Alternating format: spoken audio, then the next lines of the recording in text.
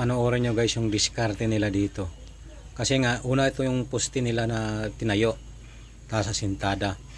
So nakalimutan nila na maglagay ng dowel para pag anuhan ng bakal para sa tie beam.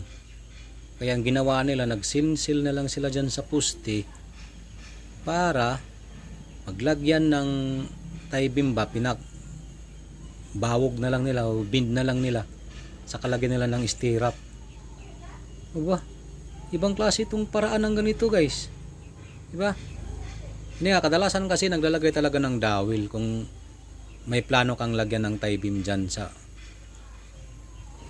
Kasi sa ilalim hindi nila naglagay na lang ng tie beam. Lagyan lang silang puting, tapos asintada na.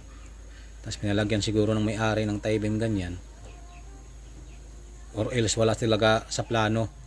Baka nagpaad lang may-ari. Marami kasing purpose kung bakit ganyan eh.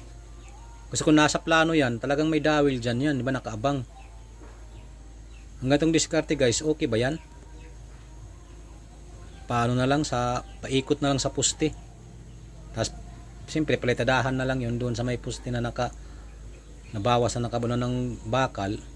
Abay, para-paraan pala to.